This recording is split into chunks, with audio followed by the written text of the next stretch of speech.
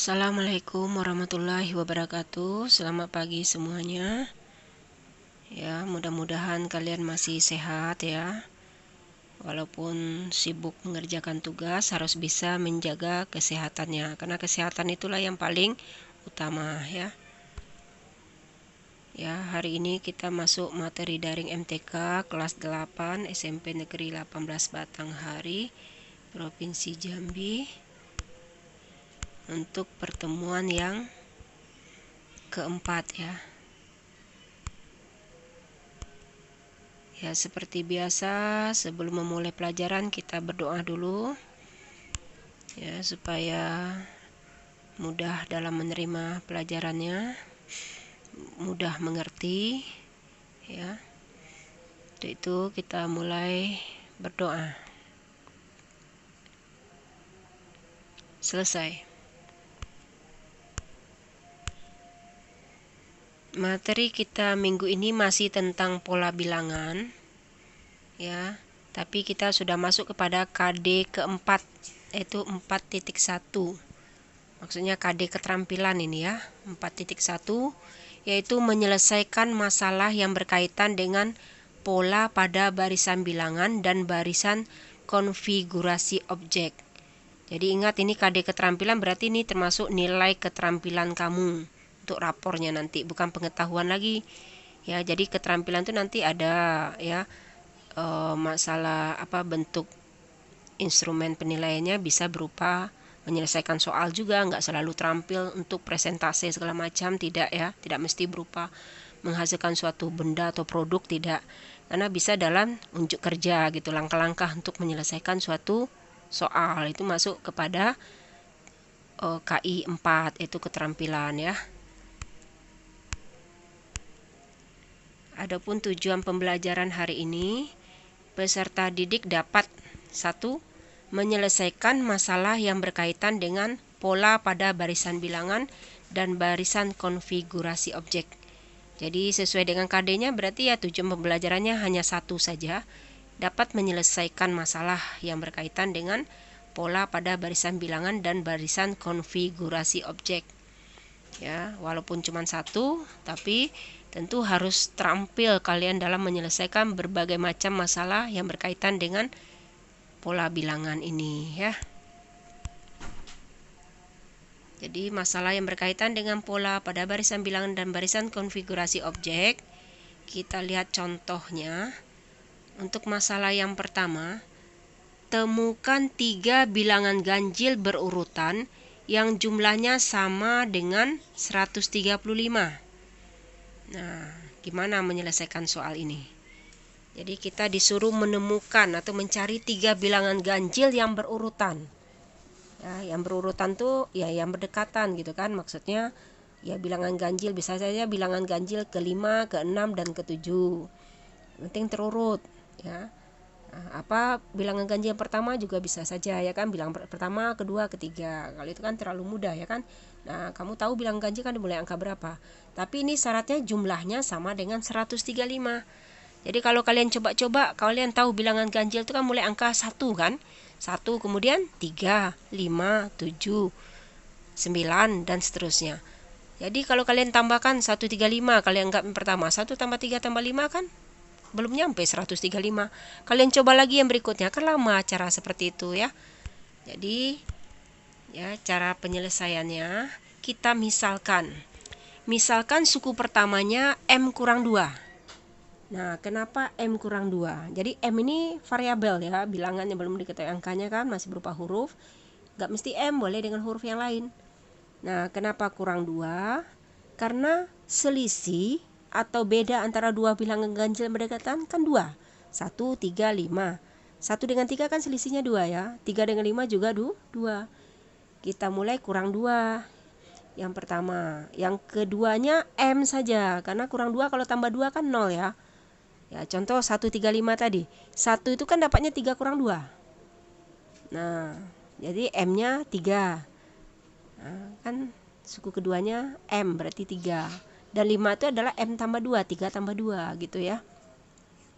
Nah, sekarang jadi pemisalannya seperti ini ya. Untuk soal yang seperti ini Kalian misalkan nih suku pertama selalu ambil satu huruf, terserah hurufnya apa, kurang 2 sesuai dengan selisih pada barisan bilangan ganjil yaitu 2. Nah, untuk yang tengahnya tentu M, karena negatif 2 kalau tambah 2 kan 0. Yang berikutnya lagi tentu M-nya tambah 2 gitu. Nah, kita lihat, kita jumlahkan cara ke samping seperti ini. Kemudian kita substitusi, U1-nya adalah M kurang 2 tadi kan. Ditambah U2-nya M, ditambah U3-nya M tambah 2. Hasilnya 135. Nah, ini kalau kita buka kurung, itu tidak pengaruh ya, tandanya tinggal hilang, anggap kurungnya nggak ada. Itu M dengan M yang kita tambahkan. M tambah M tambah M berarti kan 3M ya. Ingat, suku sejenis, penjumlahan suku sejenis. Kecuali kalau kita kali M kali M kali M itu M pangkat 3. Jadi hati-hati. Jadi M tambah M tambah M adalah 3M. Kemudian negatif 2 tambah dengan 2 kan 0. Habis ya. Ya, ingat, dua buah bilangan, angkanya sama tapi tandanya berbeda. Kalau jumlah selalu hasilnya 0. Negatif 1000 tambah 1000 kan 0. Jadi sama dengan 135. Maka M tentu 135 dibagi 3. Ini pelajaran apa ini? Persamaan linier satu variabel, pelajaran kelas 1 ya, semester ganjil. Nah, diingat-ingat ya. Jadi 3M sama dengan 135, maka M-nya 135 dibagi 3. 3 kali berapa sama dengan 135? Tentu 135 dibagi 3, hasilnya adalah 45. Itu baru M. Nah, kita substitusi kembali ke pemisalan tadi. Maka U1 sama dengan M kurang 2. M-nya kan 45, berarti 45 kurang 2, hasilnya tentu 43. U2-nya M sama dengan 45. Dan U3-nya M tambah 2, berarti 45 tambah 2 adalah 47. Nah, jadi ketiga bilangan ganjil tersebut adalah 43, 45, dan 47 ya. Oh, itu ada keliru pengetikan Ibu. Ya, bukan 45 tapi 47. Nah, coba kalian cek, kalian jumlahkan itu. 43 tambah 45 tambah 47. Yang mudah 43 tambah 47 dulu. Sifat asosiatif boleh kita kelompokkan itu dulu ya. Kan hasilnya berapa? 90 ya. 90 tambah 45 kan 135. Jadi nggak usah pakai buram ya menjumlahkan angka yang seperti itu. Untuk masalah yang kedua, ini ada juga dalam buku paket kalian ya. Bisa kalian lihat itu ya.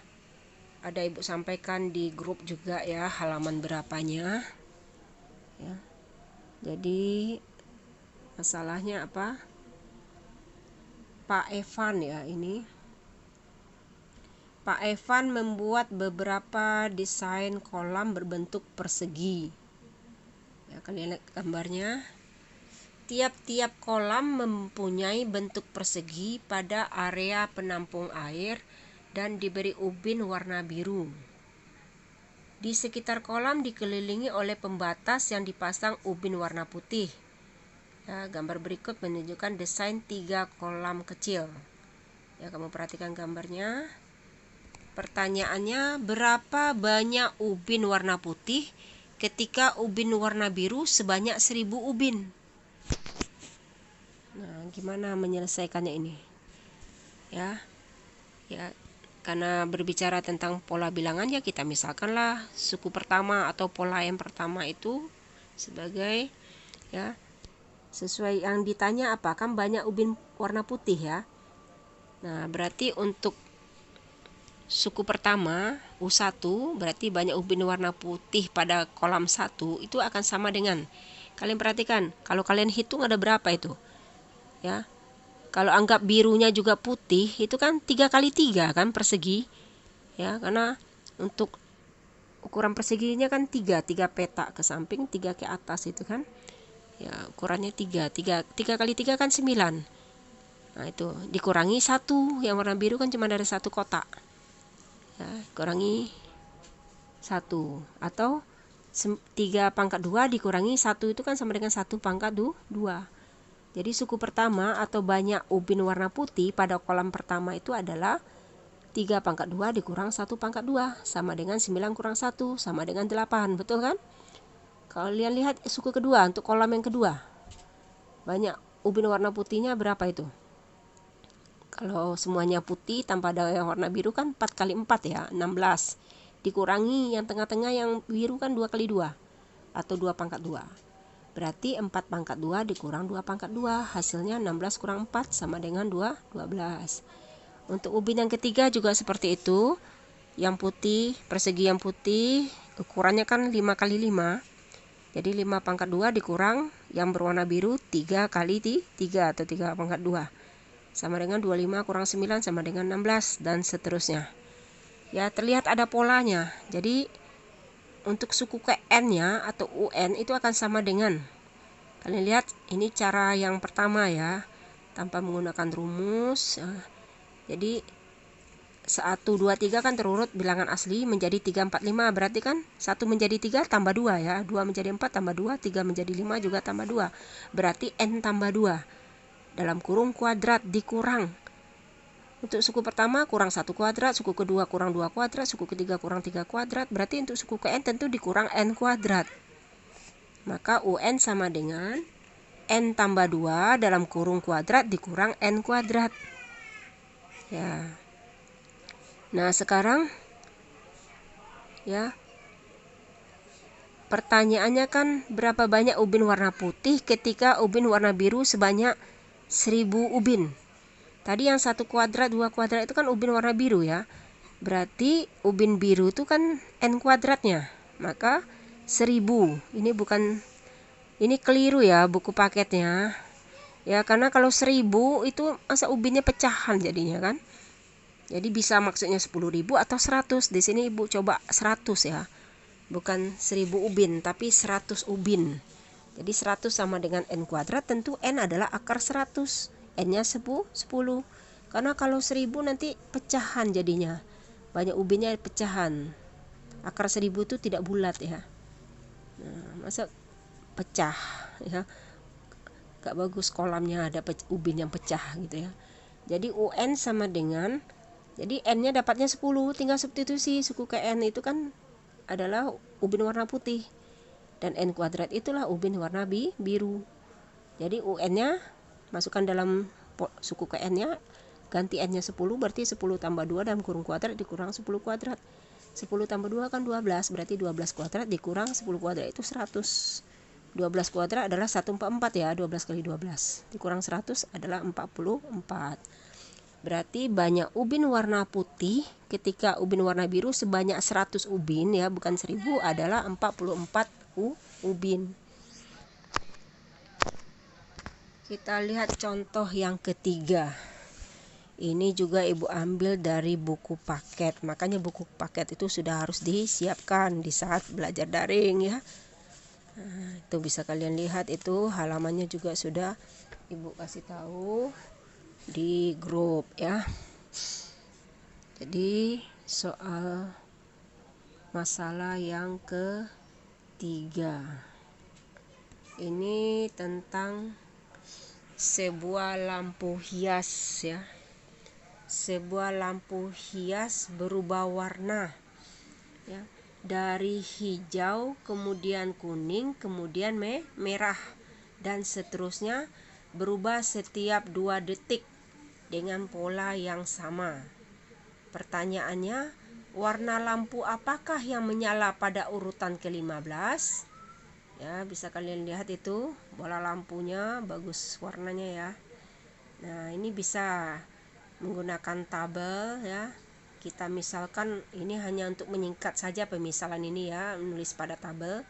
Warna hijau kita singkat H, kuning dengan K, dan merah dengan M. Tuh, lihat tabel, perhatikan tabel. Nah, tentu menyala ke 2 detik pertama warna hijau, 2 detik berikutnya warna kuning, seperti itu sampai angka 15. Tentu selang-seling seperti yang di bawah ya, pada baris bawah HKM semuanya seperti itu ya, sampai ketemunya nanti pada urutan ke-15 ketemu di warna merah ya. Ini masih mudah kalau yang ditanya sampai urutan ke-15, masih bisa kita buat tabel, tidak terlalu panjang. Tapi kalau ditanya ke urutan ratusan gimana? Gak mungkin kita bikin tabel sepanjang 1 meter pula, atau ya gak muat buku kamu ya kan. Jadi tentu pakai cara lain ya, dengan memperhatikan ya pola. Jadi kita lihat hijau. Yang warna hijau pada urutan keberapa saja? Kalian perhatikan, warna hijau kan urutan ke-1, ke-4, ke-7, 10, 13, dan seterusnya. Warna kuning urutan ke-2, 5, 8, 11, 14, dan seterusnya. Warna merah urutan ke-3, 6, 9, 12, 15, dan seterusnya. Kalau kalian perhatikan, ketiga barisan bilangan ini kan termasuk barisan aritmetika kan? Dengan bedanya adalah 3. Selisih antara dua bilangan yang berdekatan adalah 3. Tetap berarti ini barisan aritmetika. Jadi warna lampu yang menyala pada urutan ke-15 ya.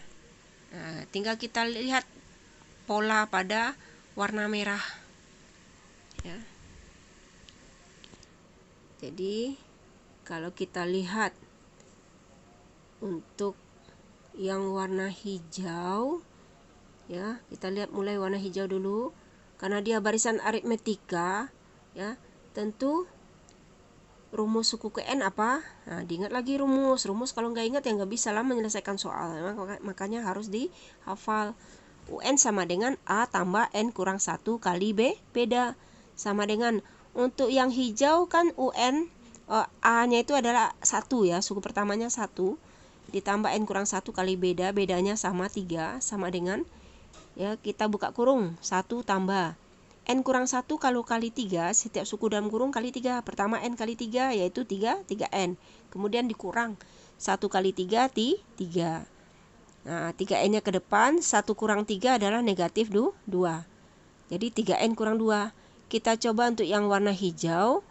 Nah, yang ditanyakan pada urutan ke-100 ya. Warna lampu yang menyala pada urutan ke-100 itu apa? Nah, kita coba sama dengan 100. Jadi suku ke N. UN itu kan urutan yang ke-100.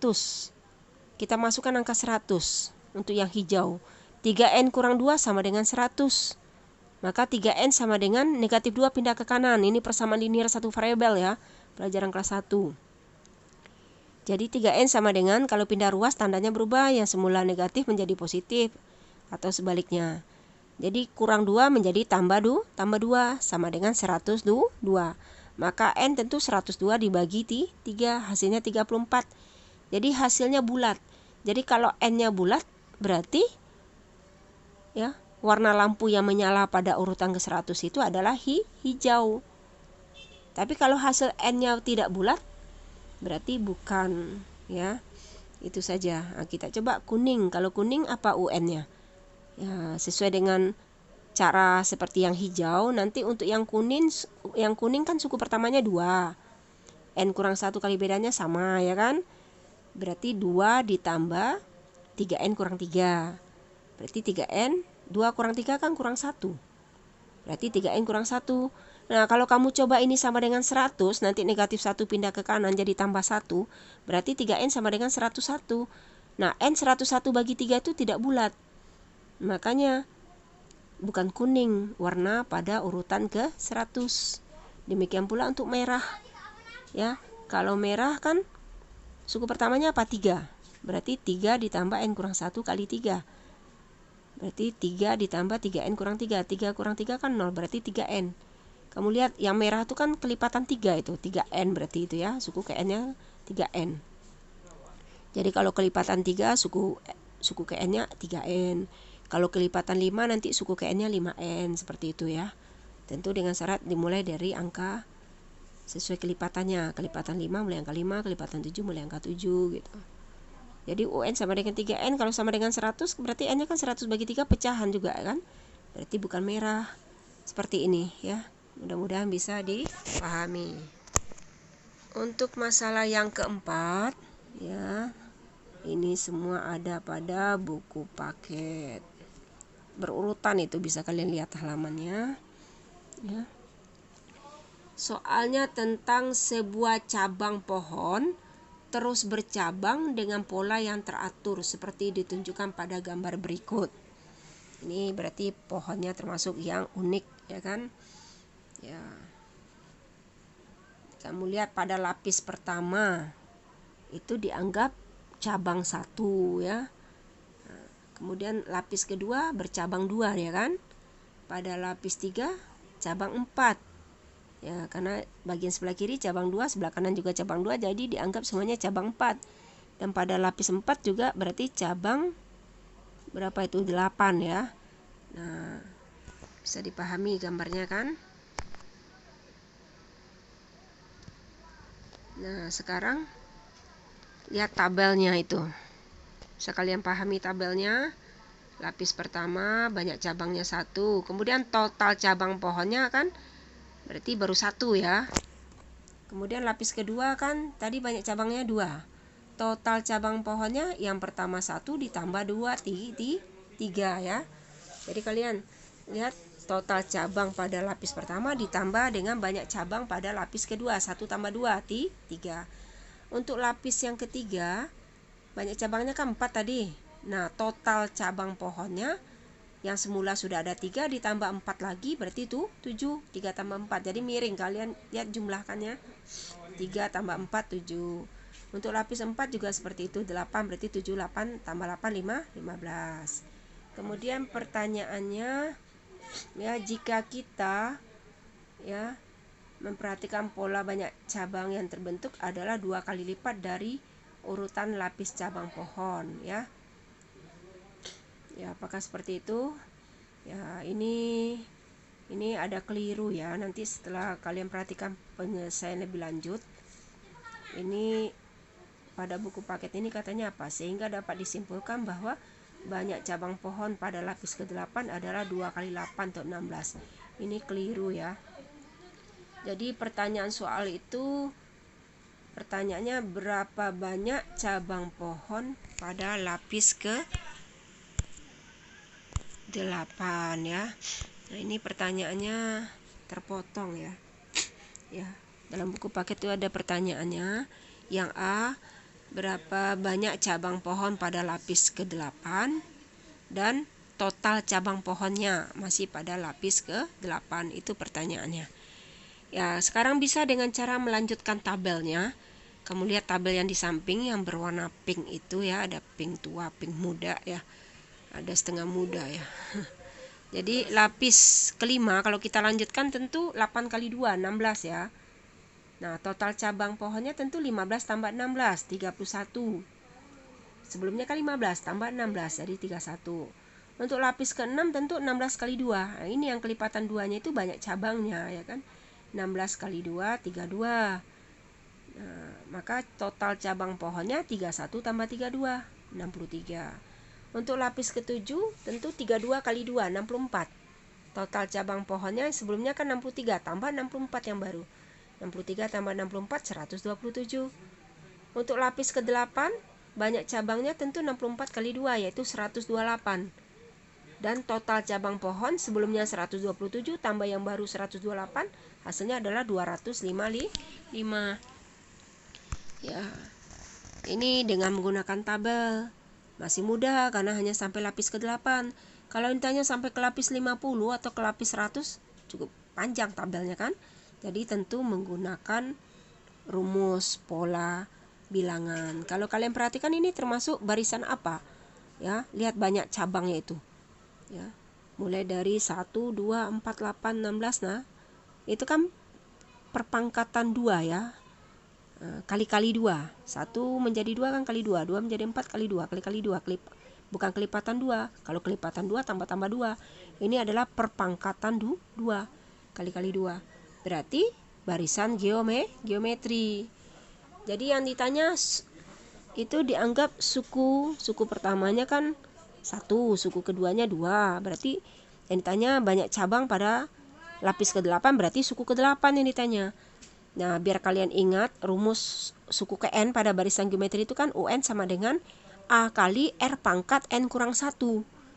Jadi kalau N-nya 8 berarti A kali R pangkat 8 kurang 1 itu 7.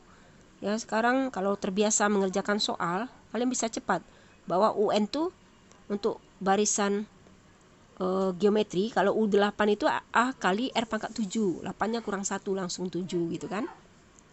Sama dengan A itu apa? Suku pertama kan 1 ya. 1 dikali R itu apa? Rasio atau perbandingan antara dua buah bilangan yang berdekatan.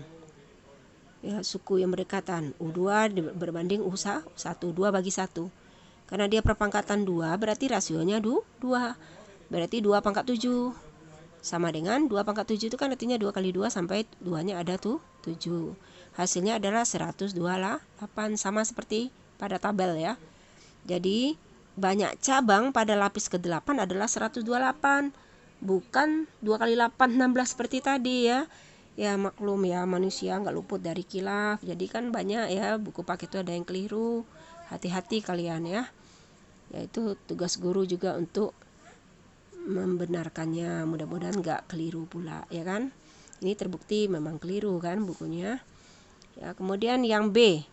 Yang B ditanya total cabang. Itu berarti jumlah, kan dijumlah-jumlahkan. Berarti itu adalah SN, sigma, N suku.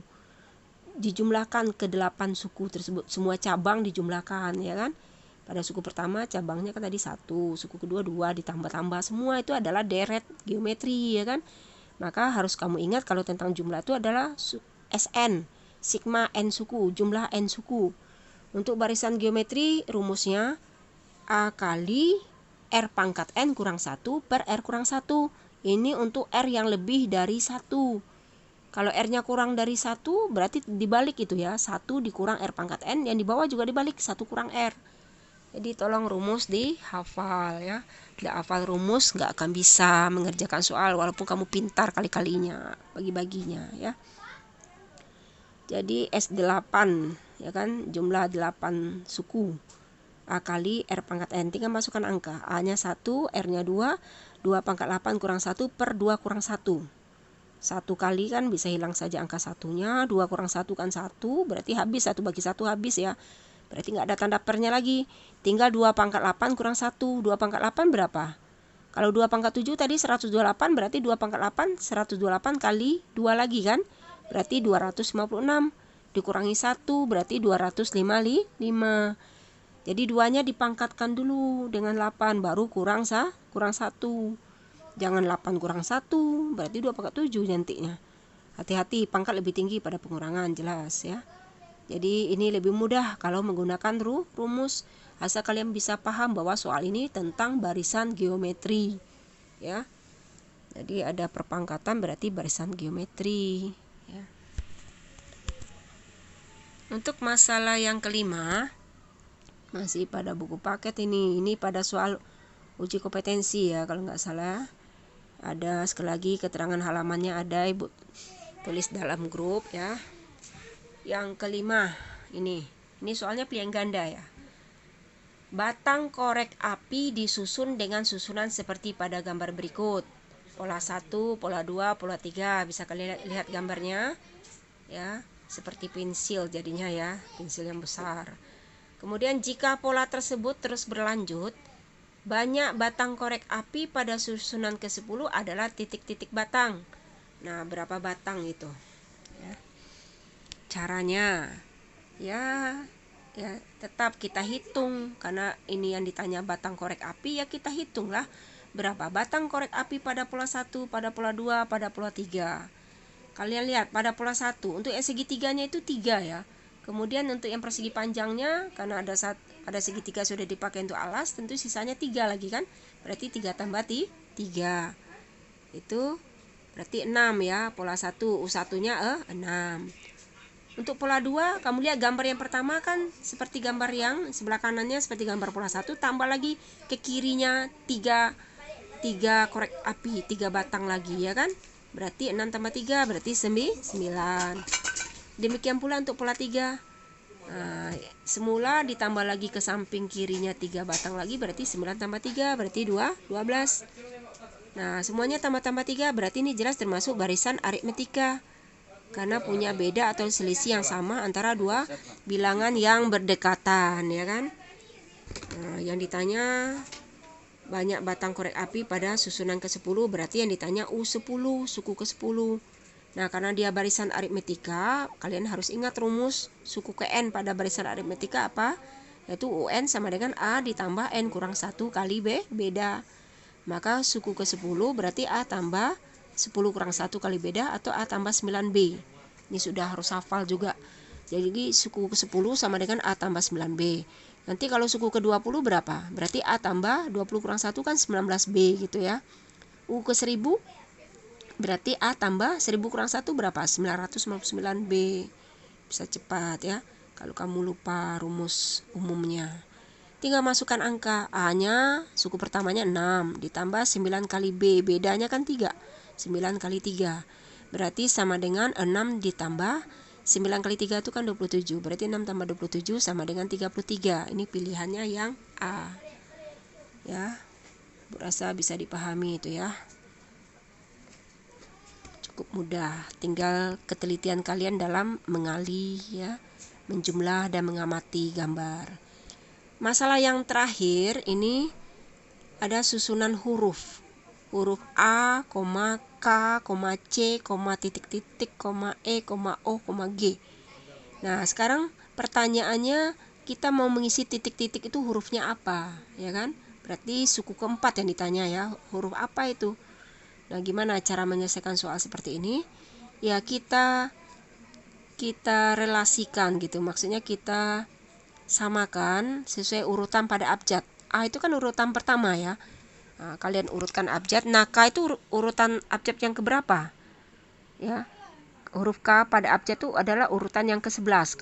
Kalian urutkanlah A, B, C, D gitu. Maka K ketemunya pada urutan ke-11 dan C ketiga kan? Koma, bikin seperti pada gambar ini. Nah, titik-titik lewat. Yang E kan 5. Kemudian O kan urutan ke-15, yang G 7. Kalian perhatikan lompatan ini busur warna pink ini ya. 1 ke 3, 3 ke 5, 5 ke 7 itu kan membentuk barisan bilangan ganjil. Kemudian yang di atasnya juga 11. Nah, ke titik-titik yang ditanya, kemudian ke 15. Ada polanya juga kan? Nah, berarti bisa cepat, berarti 11, 13, 15. Berarti yang titik-titik itu adalah urutan ke-13. Nah, abjad pada urutan ke-13 itu adalah huruf M. Berarti pilihannya D. Ya, bisa dipahami ya. Jadi kita sesuaikan dengan urutan huruf pada abjad.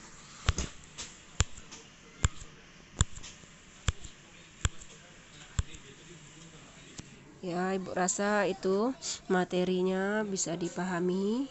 Udah semuanya ya. Ada 6 masalah yang berkaitan dengan pola bilangan untuk KD 4.1 ini. Banyak lagi masalah-masalah yang lain bisa kalian lihat dalam buku paket ataupun buku sumber lainnya, termasuk ke dalam aplikasi rumah belajar. Banyak sekali itu ya. Contoh-contoh masalah yang lain bervariasi. Gak mungkin semuanya Ibu sampaikan, bisa panjang nanti videonya. Ya, itu cukup mewakili.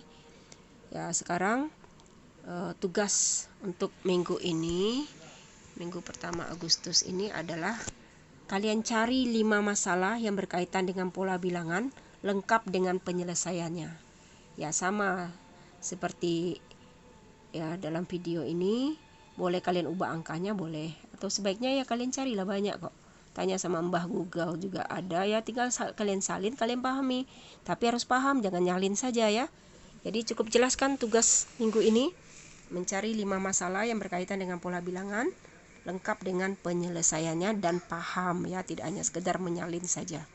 Ibu rasa cukup ya. Ya, mudah-mudahan bisa dipahami dan bisa mengerjakan tugasnya tepat waktu. Jangan ditumpuk-tumpuk tugasnya. Tetap jaga kesehatan yang penting ya. Ya, mohon maaf kalau ada keliru itu masalah pengetikan, terpaksa Ibu buka laptop juga ini bacanya karena di HP hilang tanda tanya semua itu yang perpangkatan. Nanti akan dicari solusinya lagi. Ya, Ibu rasa cukup ya. Terima kasih atas perhatiannya.